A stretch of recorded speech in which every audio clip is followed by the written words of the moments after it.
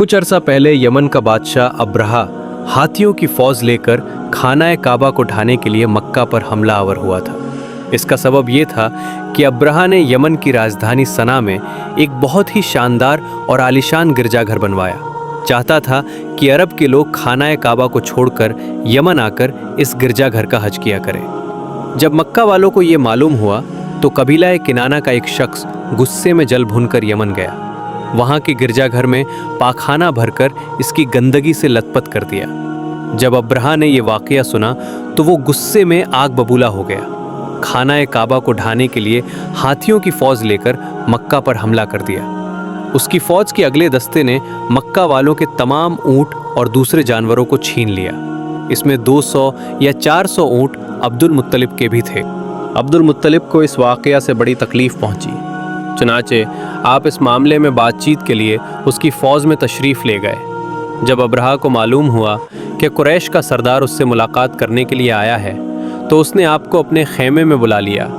जब अब्दुल मुत्तलिब को देखा कि एक बुलंद कद, रोबदार और निहायत ही खूबसूरत आदमी है जिनकी पेशानी पर नूरे मोहम्मद का जलवा चमक रहा है, तो सूरत देखते ही अब्रहा मुतासिर हो गया। बेइख्तियार तख्ते शाही से उतरकर आपकी ताज़ीम व तकरीम के लिए खड़ा हो गया।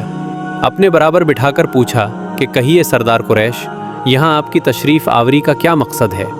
अब्दुल मुत्तलिब ने जवाब दिया कि हमारे ऊँट और बकरियाँ वग़ैरह जो आपकी फ़ौज के सिपाही हाँक लाए हैं, आप उन सब जानवरों को हमारे हवाले कर दीजिए। ये सुनकर अब्रहा ने कहा कि ऐ सरदार कुरैश, मैं तो समझता था कि आप बहुत ही हौसले वाले और शानदार आदमी हैं, मगर आपने मुझसे अपने ऊँटों का सवाल करके मेरी नज़रों में अपना मर्तबा कम कर दिया। ऊँट और बकरियों की हकीकत ही क्या है? मैं तो आपके काबा को तोड़ फोड़ कर बर्बाद करने के लिए आया हूँ। आपने इसके बारे में बात ही नहीं की। अब्दुल मुत्तलिब ने जवाब दिया कि मुझे तो अपने ऊँटों से मतलब है, क्योंकि मेरा घर नहीं तोड़ा जा रहा है, वो खुद अपने घर को बचा लेगा। मुझे काबा की ज़रा भी फिक्र नहीं है।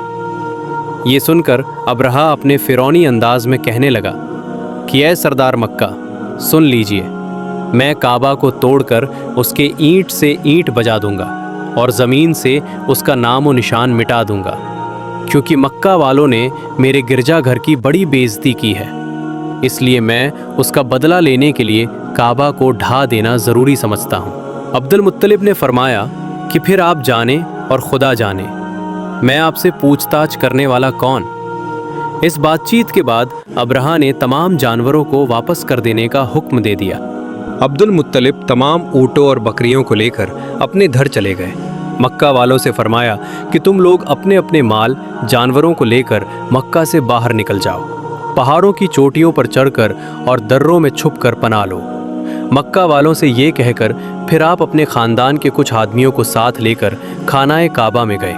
दरवाज़ा का हल्ला पकड़कर बहुत ही बेबसी और आजिज़ी के साथ दरबारे इलाही में इस तरह दुआ मांगने लगे, ऐ अल्लाह, बेशक हर आदमी अपने अपने घर की हिफाजत करता है, लिहाजा तू भी अपने घर की हिफाजत फरमा और सलीब वालों और सलीब के पुजारियों ईसाइयों के मुकाबले में अपने मानने वालों की मदद फरमा। अब्दुल मुत्तलिब ने ये दुआ मांगी और अपने ख़ानदान वालों को साथ लेकर पहाड़ की चोटी पर चढ़ गए। खुदा की कुदरत का जलवा देखने लगे। जब सुबह को काबा ढाने के लिए अपनी फ़ौज का जत्था हाथियों की कतार के साथ आगे बढ़ा, मक्का से मुगम्मस में पहुँचे तो खुदा उसका हाथी, जिसका नाम महमूद था, एकदम बैठ गया।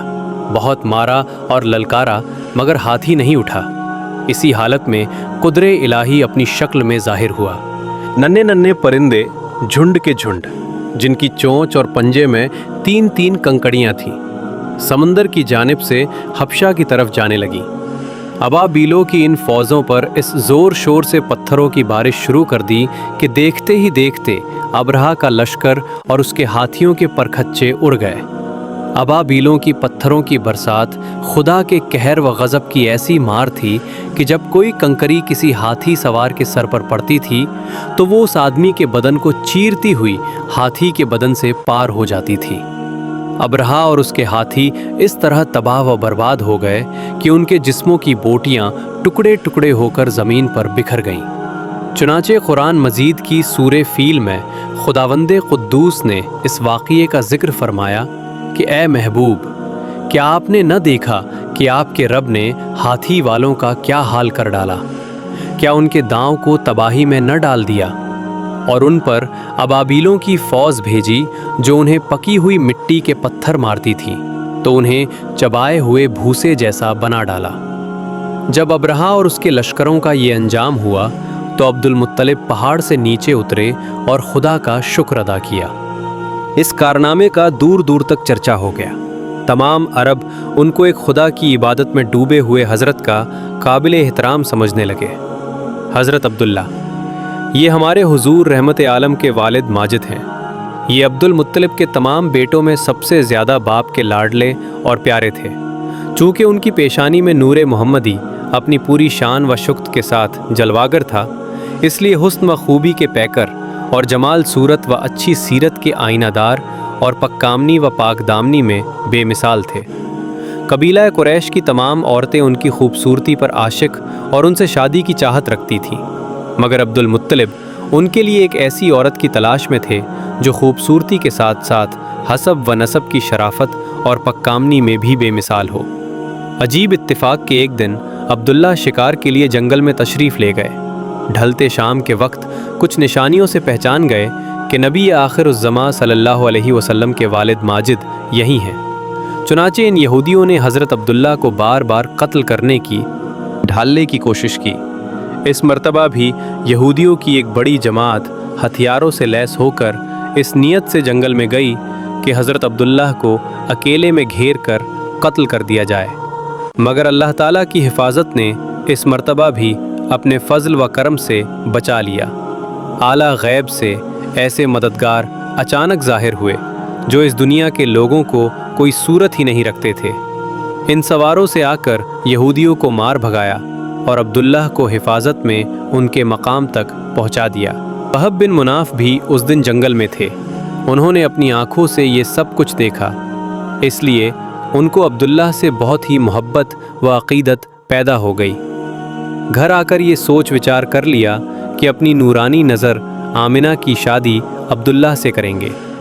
चुनाचे अपनी इस दिली तमन्ना को अपने चंद दोस्तों के ज़रिए उन्होंने अब्दुल मुत्तलिब तक पहुंचा दिया। खुदा की शान कि अब्दुल मुत्तलिब को अपने नूर नज़र अब्दुल्लाह के लिए दुल्हन की तलाश थी। वो सारी खूबियाँ हज़रत आमिना में मौजूद थीं। अब्दुल मुत्तलिब ने इस रिश्ते को खुशी खुशी मंजूर कर लिया। चुनाचे 24 साल की उम्र में हज़रत अब्दुल्ला का हज़रत बीबी आमिना से निकाह हो गया। इस खुशी में हज़रत अब्दुल्ला से मुंतकिल होकर हज़रत बीबी आमिना के शिकम में जलवागर हो गया। जब हमल ठहराने के 9 महीने पूरे हो गए तो अब्दुल मुत्तलिब ने हज़रत आमिना को खुशखबरी देने के लिए मदीना शरीफ भेजा। मदीना शरीफ पहुंचने से पहले ही हज़रत अब्दुल्ला का इंतकाल हो चुका था। हारिस ने मक्का पहुंचकर जब वफ़ात की खबर सुनाई तो सारा घर मातम कदा बन गया। बनु हाशिम के हर घर में मातम बरपा हो गया। खुद हज़रत आमिना ने अपने महबूब शौहर का ऐसा पुरदर्द मरसिया कहा है कि जिसको सुनकर आज भी दिल दर्द से भर जाता है। रिवायत है कि हज़रत अब्दुल्ला को वफ़ात पर फ़रिश्तों ने गमगीन होकर बड़ी हसरत के साथ कहा कि इलाही, तेरा नबी यतीम हो गया। हज़रत हक ने फरमाया, क्या हुआ? मैं इसका हामी व हाफिज़ हूँ। हज़रत अब्दुल्ला का तर्क एक लौंडी उम्मे ऐमन, जिनका नाम बरका था, कुछ ऊँट कुछ बकरियाँ थीं। ये सब तर्क हज़रत अब्दुल्ला सल्लल्लाहु अलैहि वसल्लम की तरफ से उम्मे ऐमन बचपन में हुजूर अक़दस सल्लल्लाहु अलैहि वसल्लम की खिदमत गुजार रही थीं। खिलाती, कपड़े पहनाती, परवरिश करती। इसलिए हुजूर अक़दस सल्लल्लाहु अलैहि वसल्लम उम्मे ऐमन की दिलदारी फरमाते रहे। आमीन। अगर आपको ये वीडियो पसंद आए तो हमारे चैनल हाज़रा स्टोरीज़ को लाइक और सब्सक्राइब करें। मिलते हैं अगले वीडियो।